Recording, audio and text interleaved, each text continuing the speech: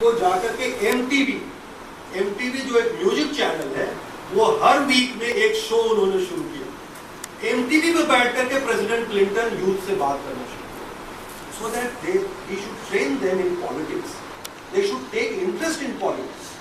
Politics में क्या हो रहा है, देश में क्या हो रहा है, अगर आप नहीं जानेंगे तो डेमोक्रेसी का सर्वाइव करना मुश्किल है।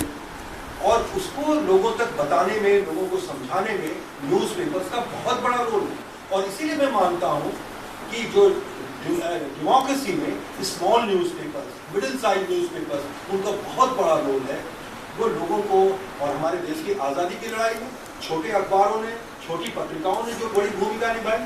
तो इसको देखते हुए पिछले दिनों सरकार ने एक क्रॉस मीडिया रिस्ट्रिक्शंस कैसे लगाया जाए ताकि बड़ी मछली छोटी को खा न जाए, छोटी को भी कैसे बचाया जाए। इसके लिए उन्होंने ट्राई को, telecom regulatory authority of India को एक कंसल्टेशन पेपर जारी किया है कि जो छोटे अखबार हैं, छोटे टेलीविजन चैनल्स हैं, उनको भी कैसे बचाया जाए, उनको भी कैसे सर्वाइव किया जाए। और डेमोक्रेसी में एक खतरा और होता है, वो खतरा ये होता है कि डेमोक्रेसी में जितने तरह के विचार होंगे, जितने तरह की ओपिनियन होगी, वो डेमोक्रेसी उतनी ही ज्यादा स्ट्रेंथन होती है।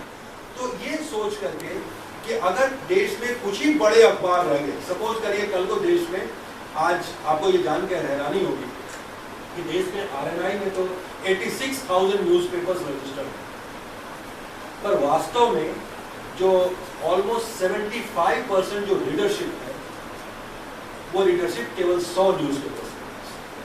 देश भर में only 100 newspapers command 75% of leadership। एक तरह से हमारे देश में जो ओपिनियन मेकर्स हैं, उनका दायरा सिमट रहा है, सिकुड़ रहा है। तो अब ये जो क्रॉस मीडिया रिस्ट्रिक्शन है वेस्ट की सारी कंट्रीज में है कि अगर सपोज करिए आप नंबर 1 न्यूज़पेपर चलाते हैं दिल्ली में, तो आपको टेलीविजन का लाइसेंस नहीं मिलेगा, आपको रेडियो का लाइसेंस नहीं मिलेगा। अगर आप नंबर 1 टेलीविजन चैनल के मालिक हैं, तो आपको न्यूज़पेपर चलाने का लाइसेंस नहीं मिलेगा। क्यों?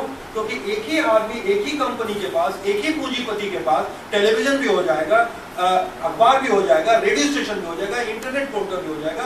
Then he monopolises whole opinion and he can distort our democracy. तो ये एक बहुत बड़ा खतरा है। इसको लेकर के सरकार ने एक कमेटी बना करके उनको ये काम सौंपा है कि छोटे न्यूज़पेपर्स कैसे बचेंगे।